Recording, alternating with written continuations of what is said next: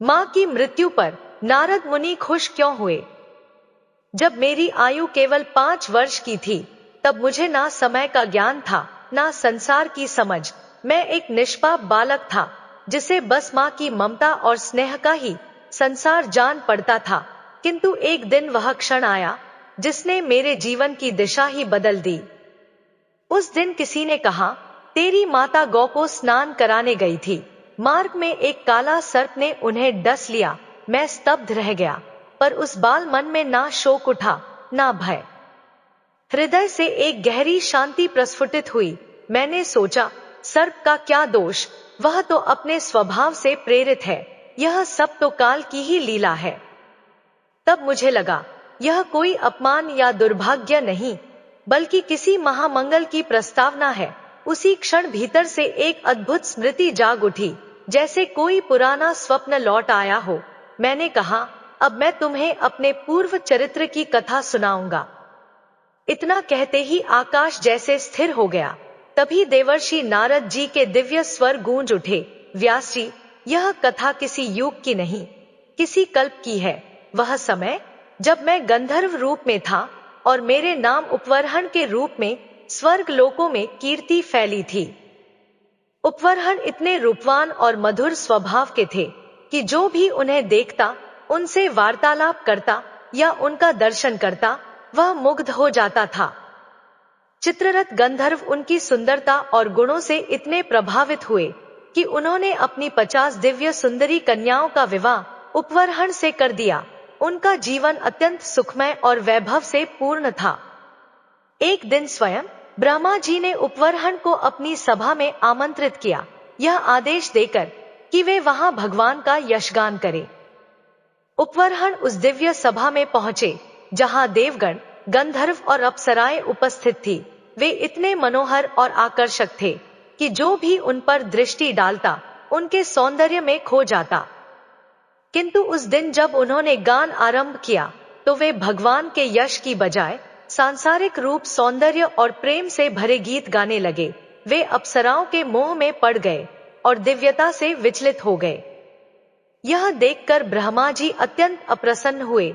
उन्होंने कहा, तुम्हें तो हर्यश गान के लिए बुलाया गया था, परंतु तुमने सांसारिक विषयों का गान किया। इस अहंकार और प्रमाद के कारण तुम दंड के अधिकारी हो।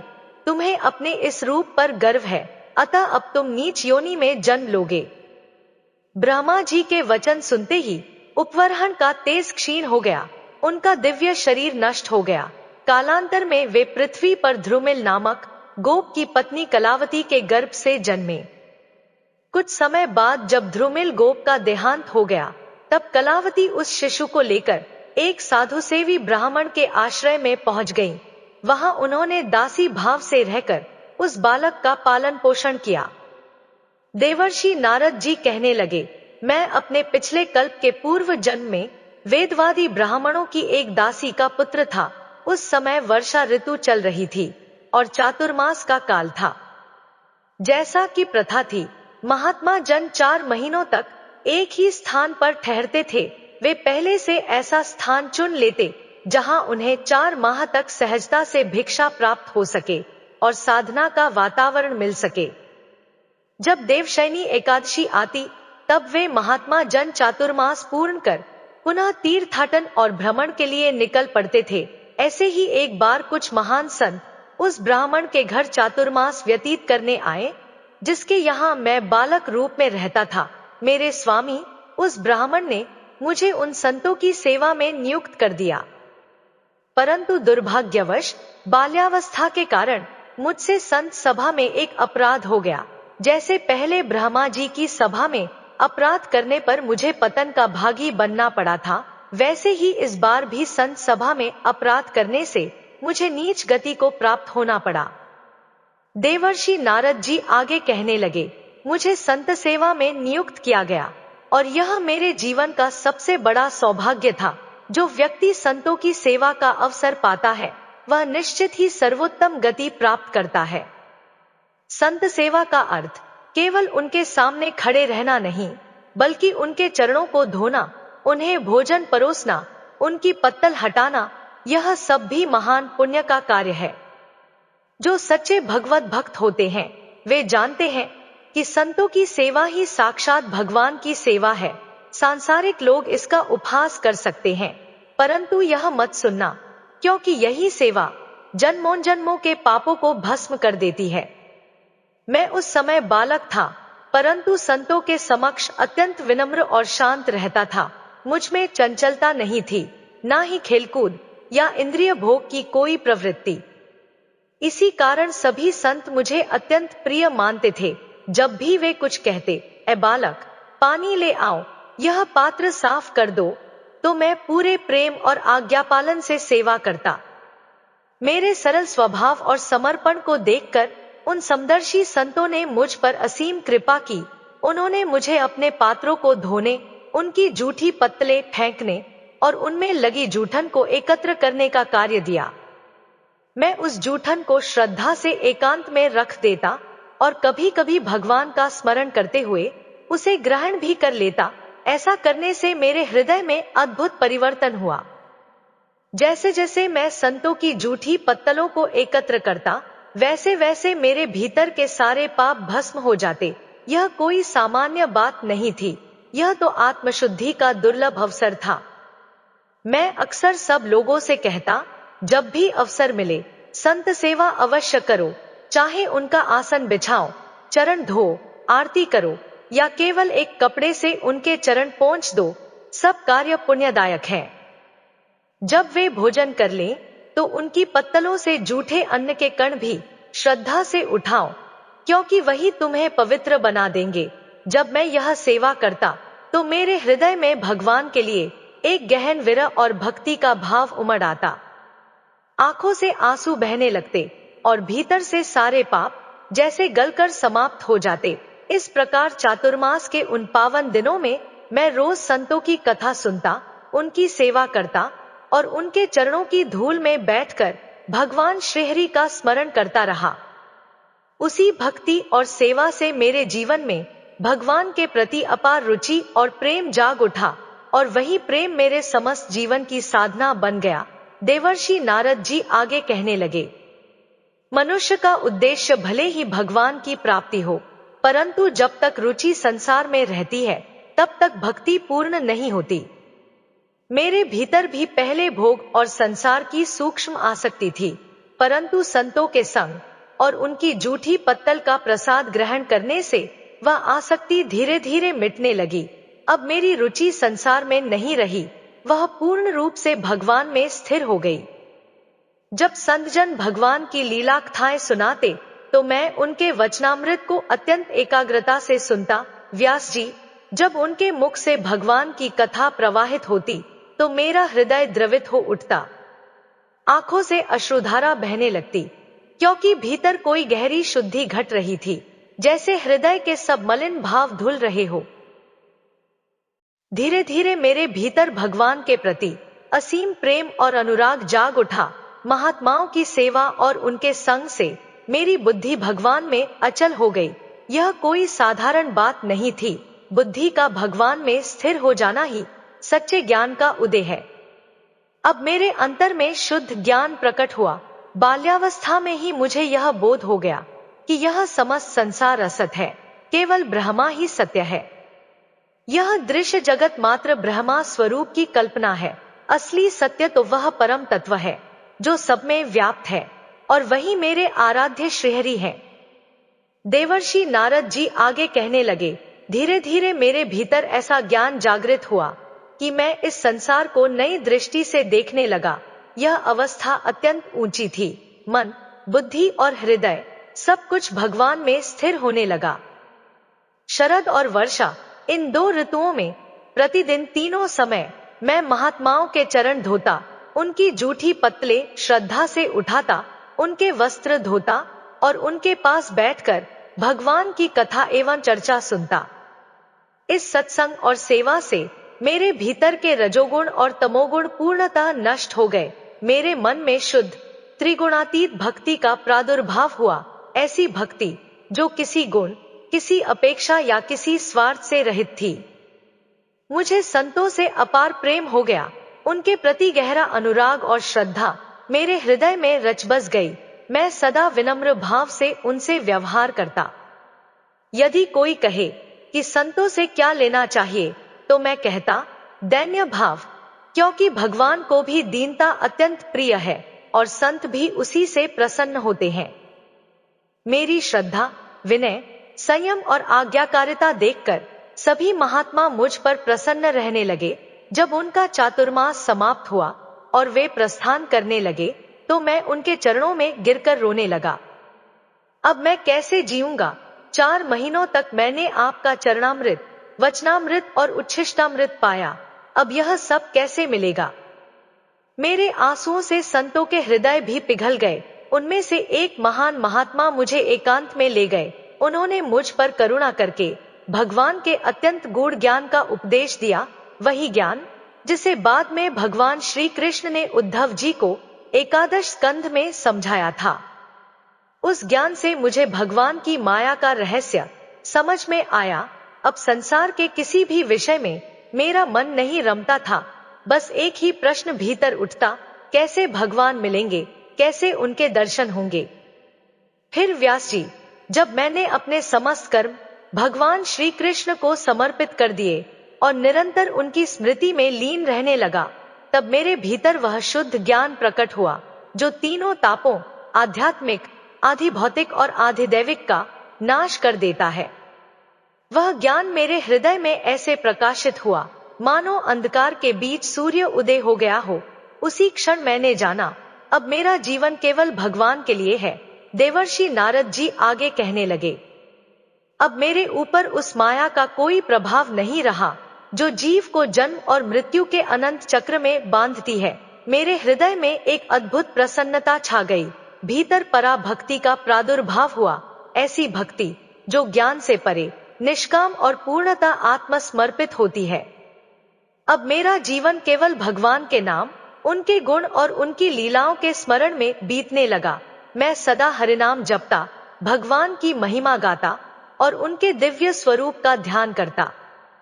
कभी कभी एकांत में बैठकर प्रभु से प्रार्थना करता, हे प्रभु, आपको नमस्कार। हे मेरे प्राणाधार, आपसे मेरा साक्षात्कार कब होगा? कृपया मुझ पर दया कीजिए। संतों की कृपा से मुझे ब्रह्मज्ञान और पराभक्ति दोनों का साक्षात अनुभव हो गया था। मेरे भीतर ज्ञान की ज्योति भी थी और प्रेम की गहराई भी। व्यास जी ने पूछा, हे नारद जी, जब वे ज्ञानोपदेश देने वाले महात्मा वहां से चले गए, तब आपने क्या किया? उस समय तो आपकी अवस्था बहुत छोटी थी। फिर आपने शरीर कैसे त्यागा और आपको यह सब स्मरण कैसे है? काल तो सबकी स्मृति का नाश कर देता है, पर आप तो पूर्वकल्प की घटनाएं भी याद रखते हैं। नारद जी ने उत्तर दिया, जब वे महात्मा मुझसे विदा लेकर चले गए, तब मैं सदा भगवान के नाम का जप, ध्यान और स्मरण करने लगा। बालक अवस्था में ही मेरा समय इसी में व्यतीत होने लगा। मैं अपनी माता का एकमात्र पुत्र था और वे मुझे अत्यंत स्नेह करती थी, परंतु उनका यह मोह मुझे बहुत कष्ट देता था, क्योंकि वह मेरे ध्यान में विघ्न डालता था। मैंने प्रभु से प्रार्थना की, हे भगवान, मुझे इस मातृ स्नेह के बंधन से मुक्त कीजिए, क्योंकि जननी, जनक, पुत्र, तन, धन, गृह और परिवार सबकी ममता मिलकर मन को बांध देती है। वही ममता मन को परमपद से दूर कर देती है। मेरी माता सदा मेरी चिंता करती रहती, बेटा खाया या नहीं, ठीक है या नहीं। उनका यह स्नेह मुझे विचलित करता था। मुझे लगा जैसे मैं भगवान की इच्छा से संचालित एक कठपुतली हूं और जब तक उनका विधान ना होगा तब तक मुक्ति असंभव है। फिर एक दिन मैं केवल 5 वर्ष का था, देशकाल का कोई ज्ञान नहीं था। मुझे सूचना मिली कि मेरी माता गाय धोने के लिए बाहर गई थी। रास्ते में एक काला सर्प निकला और उसने उन्हें डस लिया, पर मैंने उस सर्प को दोष नहीं दिया। सोचा, यह सब काल की प्रेरणा से हुआ है, सर्प का इसमें क्या दोष? वह तो मात्र भगवान की लीला का साधन बना। जब मां का देहांत हुआ, तब मैंने सोचा, यह तो महामंगल हो गया। देखो भक्त का हृदय कैसा होता है, वह हर घटना को भगवान की कृपा समझता है। नारद जी बोले, भक्तों के लिए सब कुछ मंगलमय होता है, जो कुछ भी प्रिय भगवान करते हैं वही उन्हें भाता है। भक्तों को किसी से भय नहीं होता, ना तो निंदा करने वालों से, ना तिरस्कार करने वालों से, पर वे केवल प्रेम करने वालों से थोड़ा डरते हैं, कहीं उनका प्रेम मन को मोह में ना बांध ले। माँ का शरीर छूट गया, मोह समाप्त हुआ और अब मेरे मार्ग में कोई बाधा नहीं रही। मैंने सोचा अब तो प्रभु की ओर ही बढ़ना है, और इस प्रकार नारद जी ने कहा। मैंने उत्तर दिशा की ओर प्रस्थान किया, बस चलता गया, निरंतर भगवान के नाम का स्मरण करता हुआ। मेरे लिए वही मार्ग, वही यात्रा और वही जीवन बन गया। नगर, गांव, देश, खेत खलिहान और नदियां पार करते हुए मैं आगे बढ़ता गया। सामने एक विशाल जलाशय दिखा, उसका जल शीतल और निर्मल था। उसमें खिले कमल मन को मोह रहे थे। चारों ओर पक्षियों की मधुर गूंज सुनाई दे रही थी। 5 वर्ष का एक नन्हा बालक होकर भी मैं अकेला ही इतना लंबा मार्ग तय कर चुका था। मार्ग में नरकट, बांस, कुस और कीचक के घने वन पड़े, जहां सर्प, उल्लू और सियार जैसे भयंकर जीव रहते थे, पर मुझे तनिक भी भय नहीं लगा, क्योंकि मेरे मन में यह दृढ़ विश्वास था कि जो कुछ भी होगा वही होगा जो श्री कृष्ण ने रचा है। धीरे धीरे प्यास और भूख से अंग शिथिल होने लगे। तभी उस सुंदर सरोवर को देखकर मैंने उसमें स्नान किया, निर्मल जल पिया और क्षण भर में थकान मिट गई। पास ही एक विशाल पीपल का वृक्ष दिखा, उसकी छाया तले जाकर मैंने आसन लगाया और शांत भाव से बैठ गया। वह वन कितना निर्जन था, परंतु संत महात्माओं के उपदेश स्मरण कर मैंने मन को भगवान के ध्यान में स्थिर किया। एकांत में निर्मल भाव से, हृदय की गहराई से मैंने श्री कृष्ण को पुकारा। नेत्रों से अश्रु बह निकले, शरीर रोमांचित हो उठा और तभी भगवान मेरे सम्मुख प्रकट हुए। उस क्षण का आनंद शब्दों में कहना असंभव है। मेरे रोम रोम में एक अलौकिक स्पंदन था, हृदय शीतल और शांत हो गया था, आनंद की एक अविरल धारा बहने लगी। मुझे यह भी स्मरण ना रहा कि मैं कौन हूँ, कहाँ हूँ और किस लोक में हूँ। भगवान का वह मनोहर रूप मेरे चित्त को पूर्णतः मोह गया, परंतु तभी अचानक वह दिव्य स्वरूप अंतर्ध्यान हो गया और मैं स्तब्ध रह गया, मानो स्वप्न से जाग उठा हूँ। अब मैं उस आसन से उठ खड़ा हुआ, मन व्याकुल और हृदय विचलित हो गया। आंसुओं से भरी आंखों से मैं चिल्ला चिल्ला कर रोने लगा, बार बार उसी स्थान पर आसन लगाता, ध्यान करने का प्रयास करता, परंतु वह दिव्य रूप फिर नहीं आया। मैंने व्याकुल होकर पुकारा, प्रभु, वह रूप दिखा दो, आपके बिना यह जीवन शून्य है। मेरा मन अतृप्त हो गया था, हृदय में अशांति की लहरें उठ रही थी। सोचने लगा, अब मैं प्रभु का वह अलौकिक रूप दोबारा कैसे देख पाऊं। इसी बेचैनी में मैं वन में इधर उधर भटकने लगा। तभी आकाश से एक दिव्य वाणी गूंज उठी, वत्स, खेद है, इस जन्म में तुम मेरे पुनः दर्शन नहीं कर सकोगे। जो साधक अभी पूर्ण योग की अवस्था तक नहीं पहुंचा, उसके लिए मेरा दर्शन दुर्लभ होता है। मैंने तुम्हें जो स्वरूप दिखाया था वह केवल तुम्हारे निष्कपट प्रेम और भक्ति को लुभाने के लिए था। हे निष्पाप बालक, अब तुम उसी रूप का ध्यान करते हुए निरंतर मेरा नाम जपते रहो और अपने जीवन की आयु पूरी होने की प्रतीक्षा करो। अब कोई वासना तुम्हें बांध नहीं पाएगी। अल्प समय में ही संतों की सेवा से तुम्हारा चित्त निर्मल और पवित्र हो गया है। संत सेवा से प्रसन्न होकर ही मैंने तुम्हें दर्शन दिए। और सुनो, जब यह शरीर त्याग कर तुम पुनः जन्म लोगे तो मेरे दिव्य पार्षद देवर्षि नारद के रूप में प्रकट होगे। तुम्हारा यह दृढ़ निश्चय कभी नहीं डगमगाएगा। सृष्टि का प्रलय भी हो जाए पर तुम्हें हर बात की स्मृति बनी रहेगी। हे बालक, मैं हर समय तुम्हारे साथ हूँ, तुम्हें देख रहा हूँ, तुम्हारी रक्षा कर रहा हूँ। भगवान की वाणी मेरे हृदय में गूंज उठी, वत्स, तुम निश्चिंत रहो, बस मेरे ध्यान में लीन होकर मेरे नाम का भजन करते हुए इस शरीर का त्याग करना। उस क्षण मैं स्वयं तुम्हें अपने दिव्य पार्षद रूप में स्वीकार करूंगा। यह सुनकर मैंने उस दिशा की ओर झुककर गहरा प्रणाम किया जहां से आकाशवाणी हुई थी। मन से सारा लज्जा, संकोच और भय मिट गया। मैं केवल भगवान के नाम का कीर्तन करता हुआ पूर्ण शांति और आनंद में जीवन व्यतीत करने लगा। समय कैसे बीतता गया मुझे पता ही नहीं चला। अब संसार की माया, दिन रात, वर्ष और ऋतुएं सब मेरे लिए निष्प्रभावी हो गई थी। बस एक ही प्रतीक्षा शेष थी, उस क्षण की जब प्रभु का आदेश पूरा हो।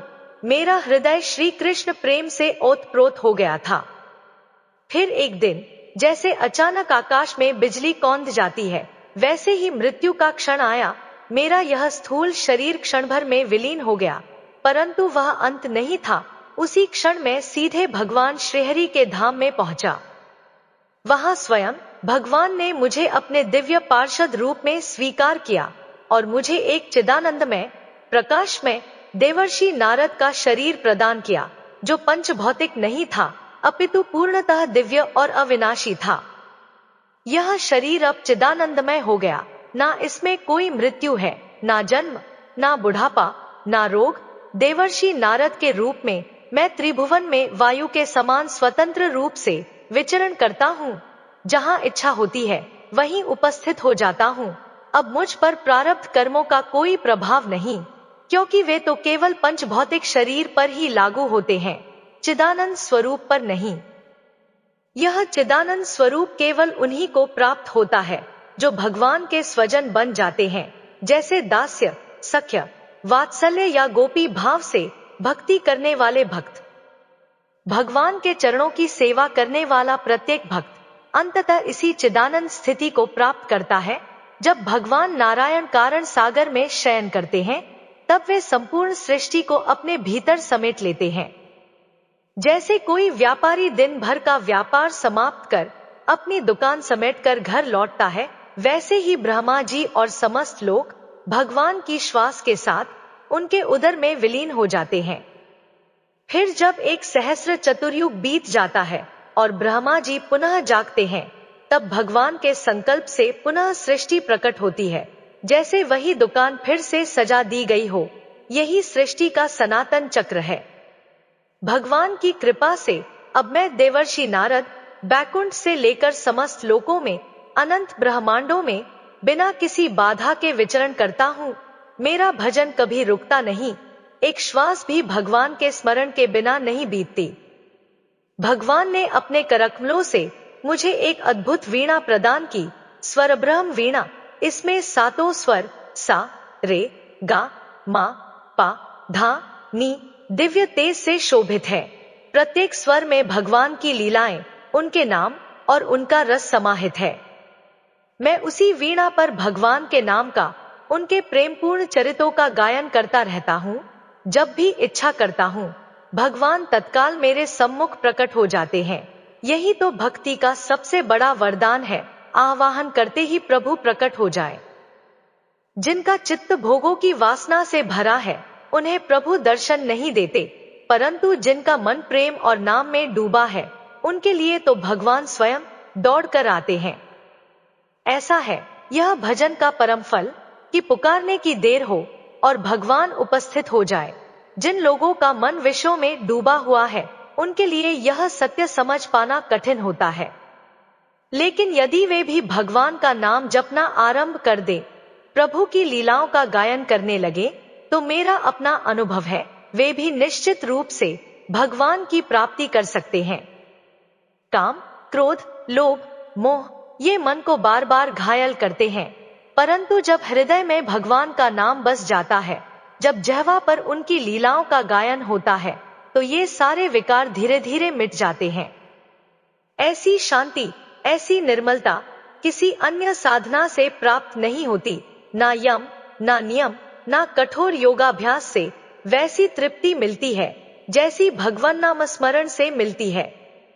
हे व्यास जी, आप निष्पाप हैं। आपने मुझसे मेरे जन्म, मेरी साधना और आत्म साक्षात्कार के रहस्य के विषय में जो पूछा था, वह सब मैंने पूर्ण रूप से बता दिया। यही है भक्ति और आत्मज्ञान का सच्चा उपाय, नाम और प्रेम। फिर सूत जी ने कहा, जब देवर्षि नारद जी ने यह सब कह सुनाया, तब उन्होंने व्यास जी से विदा ली। उन्होंने अपनी दिव्य वीणा में मधुर तान छेड़ी नारायण नारायण और आनंद मग्न होकर स्वच्छंद आकाश में विचरण करने लगे।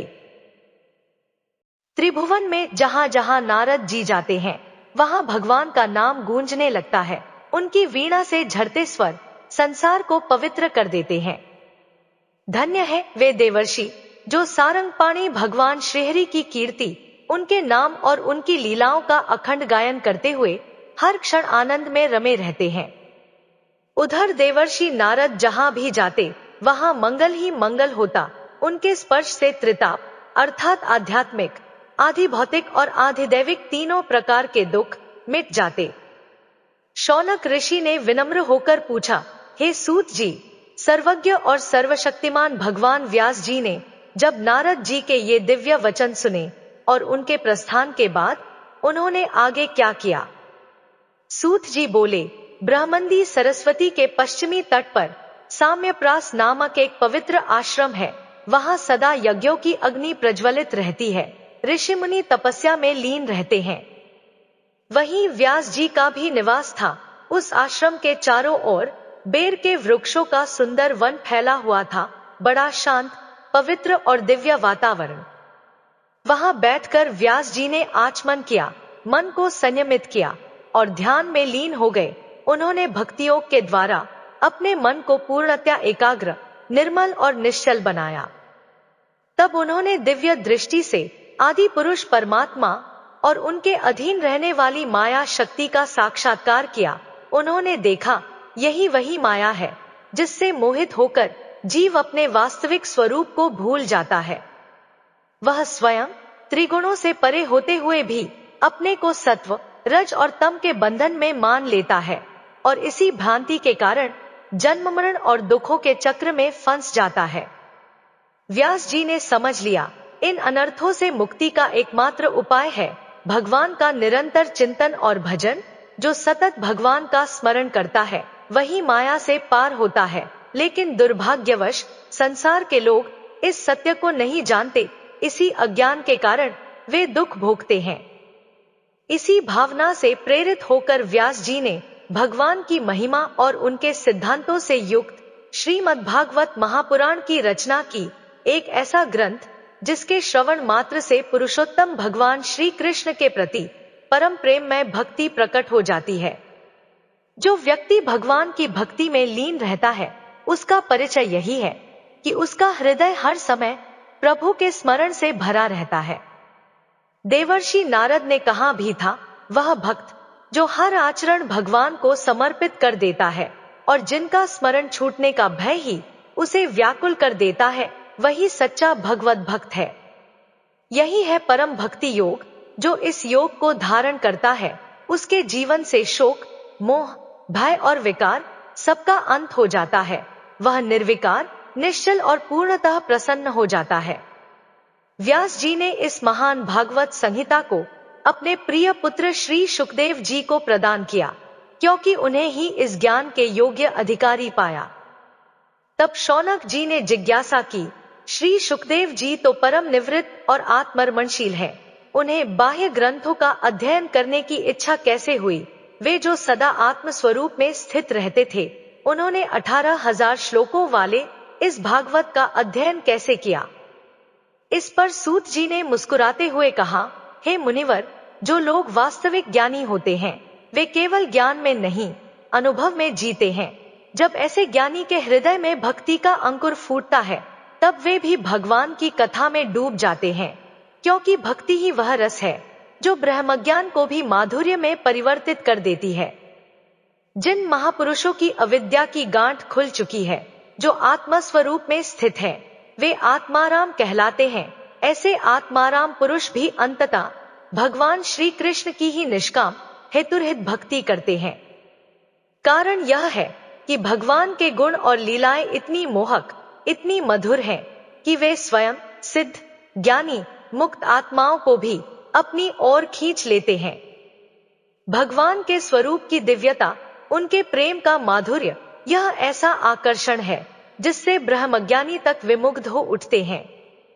इसीलिए श्री सुखदेव जी, जो स्वयं भगवान वेदव्यास के पुत्र और भक्तों के अत्यंत प्रिय हैं, पूर्णतः आत्मज्ञानी होते हुए भी प्रभु के गुणों के आकर्षण से अपने को रोक ना सके।